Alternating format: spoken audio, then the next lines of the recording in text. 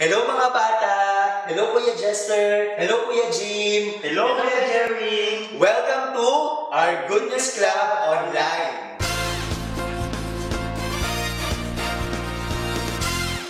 Nangungusap ang Diyos sa pamamagitan ng Biblia. Ulitin natin mga kuya. Nangungusap ang Diyos sa pamamagitan ng Biblia. Mga bata, naalala niyo pa ba last week ang pinag-aralan ninyo with Ate Vicky? Kuya Jester, naalala mo pa ba kung sino ang pinakabata na naging hari sa Biblia?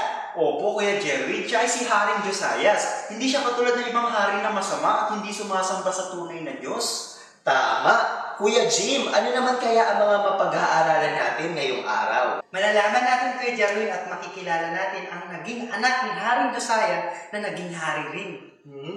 Kagaya rin kaya siya ng kanyang tatay na sumamba sa tunay na Diyos? Oh, gusto niyo malaman mga bata? Makinig kayo sa ating lesson ngayong araw. Mga bata, ano ang aklat na ito? Tama, ito ay Biblia, ang salita ng Diyos. Gusto ko mga bata na mag-isip kayo ng isang bagay na narinig o nalaman ninyo tungkol sa Biblia. Kuya Jim, ikaw, ano ba ang isang bagay na narinig o nalaman mo tungkol sa Biblia? Oo naman kay Jerwin, marami tayong malalaman patungkol sa Biblia katulad ni David at ni Goliath. Maraming mga kwento na nakapaloob dito. Tama ka dyan, Kuya Jim. Kuya Jester, ikaw naman. Pwede ka ba magbigay ng isang bagay rin na nalaman o narinig mo tungkol sa Biblia o salita ng Diyos? Oo, Kuya Jerry, nalaman ko na mahal pala tayo ng Diyos. Tama. Ang kwento ng Biblia, mga bata, ay nagsimula sa kung paano nilikha ng Diyos ang mundo mula sa wala. Nagpatuloy ito hanggang sa pagdating ng ating Panginoong Jesus. At nagwakas ang kwento ng Biblia tungkol sa pangako na magbabalik si Jesus para ayusin at isama ang mga taong naniniwala sa Kanya. Iningatan ng Diyos ang Biblia, mga bata, kahit na maraming mga tao ang sumubok na sirain ito para ito ay mawala. Pero iningatan pa rin ito ng Diyos. Alam niyo mga bata kung bakit? Sapagkat nais niya na malaman natin kung ano ang nakalagay dito. Sapagkat dito natin malalaman ang tungkol sa Kanyang pag-ibig para sa atin at kung paano niya yung ipinakita sa atin. Pero ang tanong mga bata, paano ba tayo nagkaroon ng Biblia o salita ng Diyos? Alam niyo mga bata, gumamit ang Diyos ng maraming mga tao para masulat ang Kanyang salita, para masulat ang Biblia. At ang nakakamangha mga bata, lahat ng nasa salita ng Diyos ay magkakatugma kahit na iba't ibang mga tao ang nagsulat nito. Ilan sa mga tao na pinili ng Diyos upang masulat ang Biblia ay ang mga propeta. Sila ang mga mensahero ng Diyos. At alam niyo mga bata, isa sa kanila ay nagngangalang Jeremias. Or sa English, Jeremiah. Pero gagamitin natin yung pangalan niya sa Tagalog, si Propeta Jeremias. Sabihin mo nga sa katabi mo, bata, kung meron kang katabi, o sabihin mo sa sarili mo, Propeta Jeremias.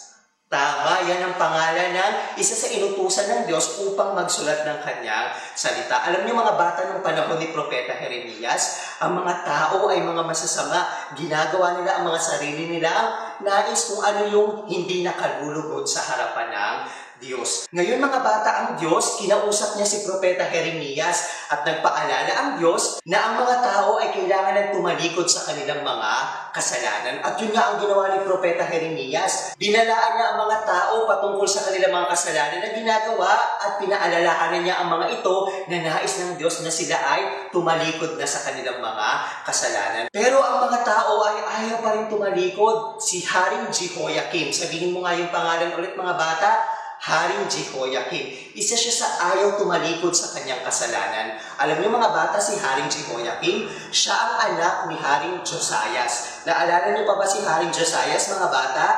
Tama, siya yung pinag-aralan ninyo noong nakaraang linggo kay Ate Vicky. Nalaman natin na si Haring Josias, 8 taong gulang lamang siya noong maging hari at talagang sumunod at minahal niya ang Diyos, maging ang salita ng Diyos. Sa tingin ninyo mga bata, si Haring Jehoiakim na anak ni Haring Josias, sumunod kaya siya sa yapak ng kanyang tatay na si Haring Josias? Mga bata, hawakan ninyo ang inyong tenga kung sa tingin ninyo si Haring Jehoiakim ay kagaya ni Haring Josias na sumunod at iningatan minahalang salita ng Diyos.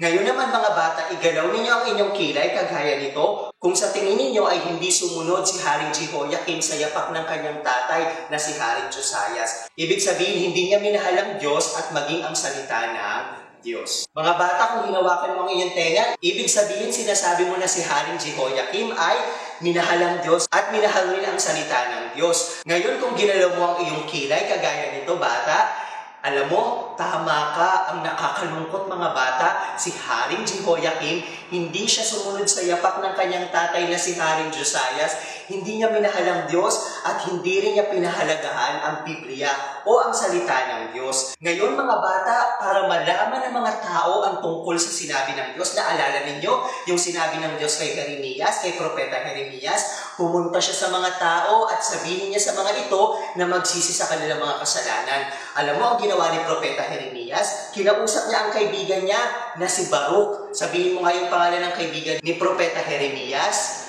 Tama, yan ang pangalan ng kanyang kaibigan, si Baruch.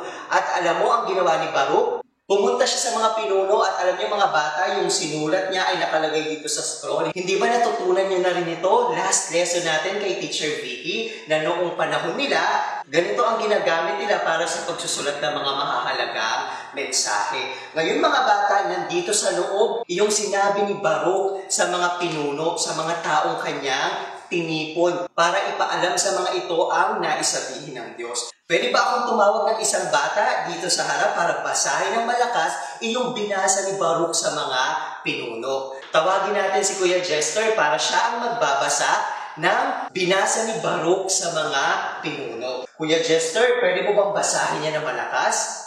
Talikuran ninyo ang inyong masamang pamumuhay, nais ng Diyos na patawarin kayo. Noong marinig iyon ng mga pinuno, mga bata, iyong binasa ni Baruch, na galing kay Propeta Jeremias, yung mensahe ng Diyos, alam nyo, ang mga pinuno, nagkatinginan sila, at mga bata, natakot sila, nakaramdam sila ng takot. Patingin nga si Kuya Jervin, ang itsura ng natatakot. Yan, maaaring ganyan ang naging itsura ng mga pinuno nang marinig nila ang binasa ni Baruch. Nalaman nila mga bata na sila ay namumuhay ng hindi tama, namumuhay sila ng hindi nakakalugod sa Diyos mga bata. Pero noong marinig nila ang sinabi ni Baruch mga bata, tinulungan sila ng Diyos na maunawaan na kailangan nilang magbago. Mga bata, kung kinilala mo na si Jesus bilang Panginoon at tagapagligtas mo, tutulungan ka ng Espiritu Santo na maunawaan ang salita ng Diyos. May mga pagkakataon mga bata na kapag binasa mo ito, maaaring mahirapan ka, hindi mo maintindihan.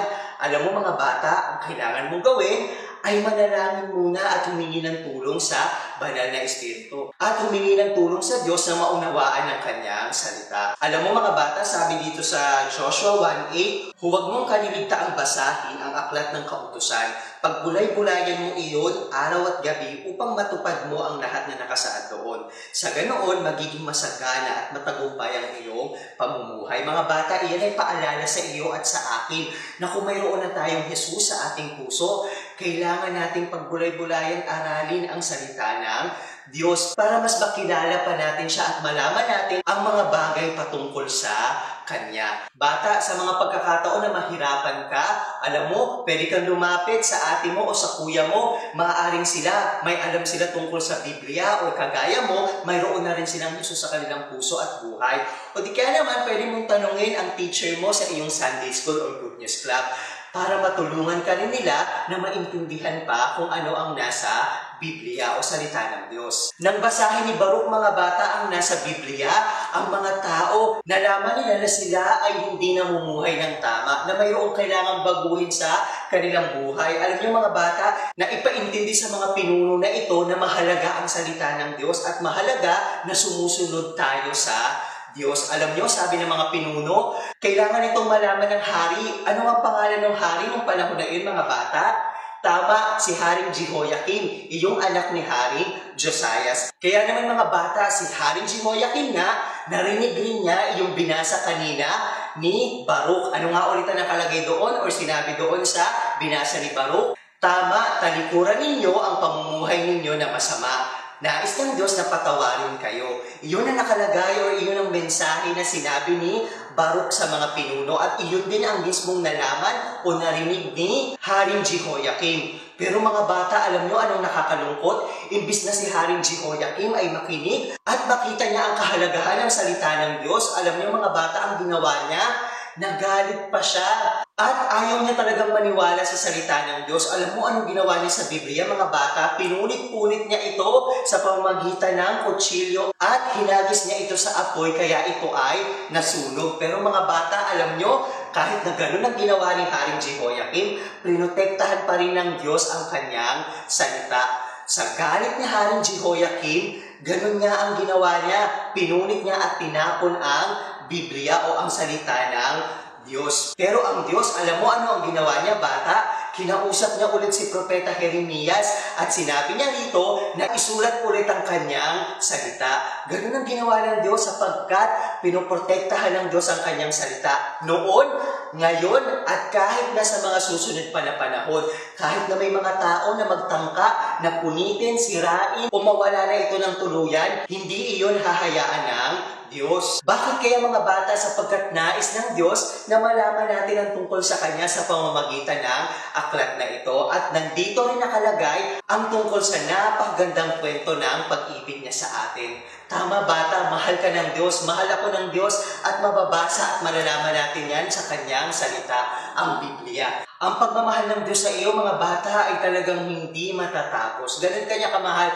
kahit na ikaw at ako ay mayroong kasalanan sa puso natin, gumagawa tayo ng mga hindi nais ng Diyos sapagkat lahat ng tao ay mayroong kasalanan. Mahal ka pa rin ng Diyos, mahal pa rin ako ng Diyos. Alam mo, pinatunayan niya iyon noong pinadala niya si Jesus, ang kanyang bugtong na anak. Si Jesus, na perpektong anak ng Diyos, binigay niya ang kanyang buhay para akuin niya ang kasalanan mo at ang kasalanan ko. Mababasa natin mga bata dito sa unang Korinto, 15:3-4. Babasahin ni Kuya Jerwin para sa inyo mga bata. Si Kristo'y namatay dahil sa ating mga kasalanan. Bilang katuparan sa sinasabi sa kasulatan, inilibing siya at muling nabuhay sa ikatlong araw ayon din sa kasulatan. Mga bata, iyon ang nangyari kay Jesus. Namatay siya, nilibing, pero nabuhay siya sa ikatlong araw. Yan ay dahil sa sobrang pagmamahal sa atin ng Diyos. Nais niya na tayo ay mapatawad sa ating mga kasalanan at tayo ay lumapit sa Kanya at tayo ay Kanyang maging anak. Bata, kung hindi mo pa ginagawa yan,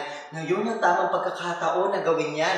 Kung handa ka, nais mo na kilalanin si Jesus bilang Panginoon mo at tagapagligtas, maaari kang pumikit at maaari kang sumabay sa panalangin na ito. Panginoon, inaamin ko po na ako ay makasalanan. Naniniwala po ako na si Jesus ay namatay para sa akin. Tinatanggap ko po si Jesus bilang Panginoon at tagapagligtas. Tulungan mo po ako na maging mabuting bata. Sa pangalan ni Jesus, Amen.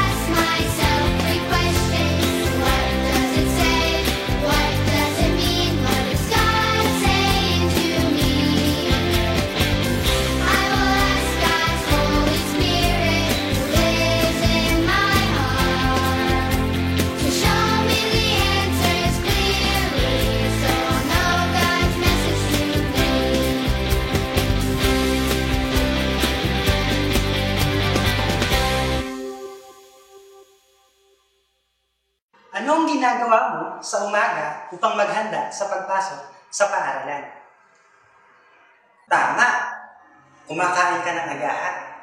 Maaring tinutulungan ka ng iyong nanay o tatay sa iyong pagpasok sa paaralan.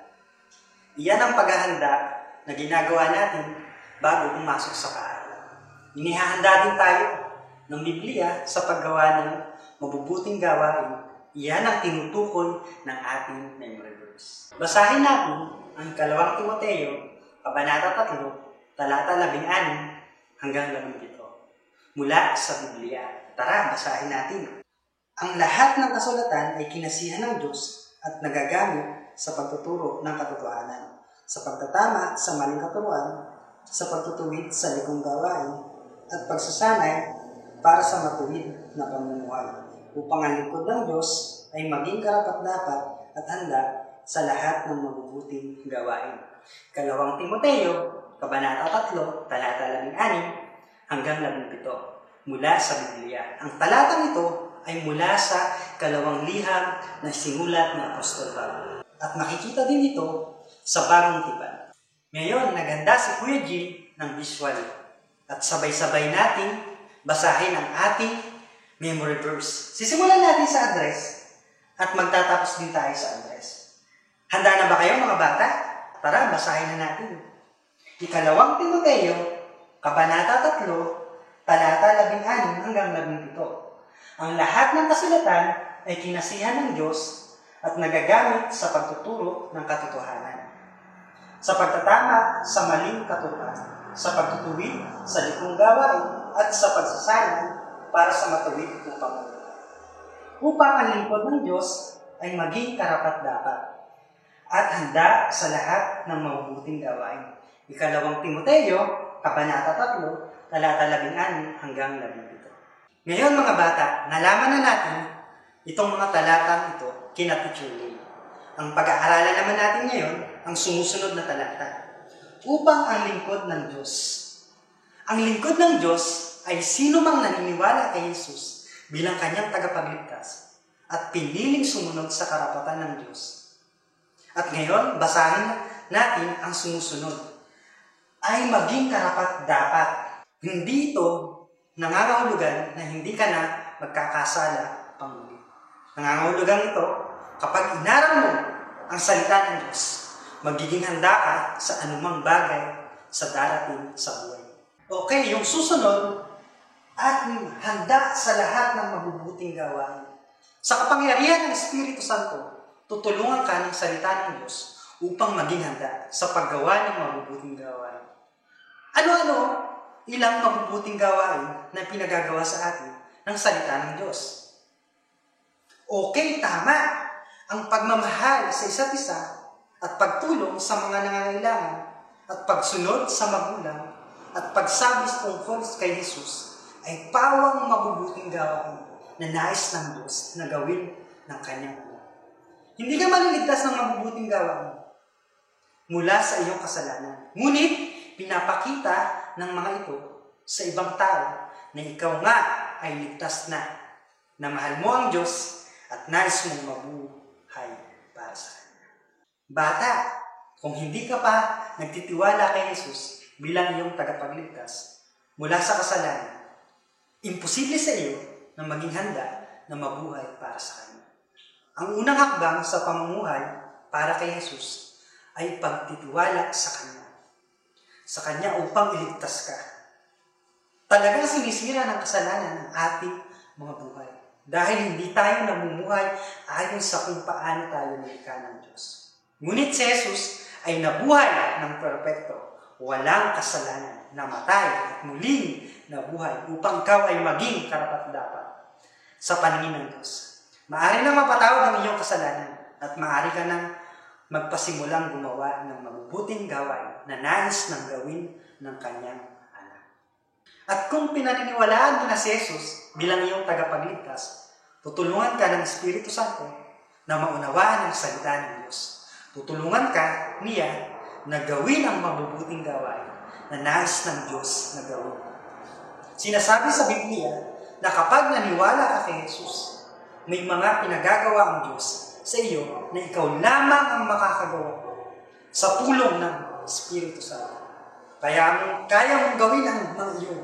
Tutulungan ka ng Espiritu Santo na malaman kung ano ang mga gawain na ito sa pamamagitan ng pagtulong sa iyo na maunawaan ang Biblia.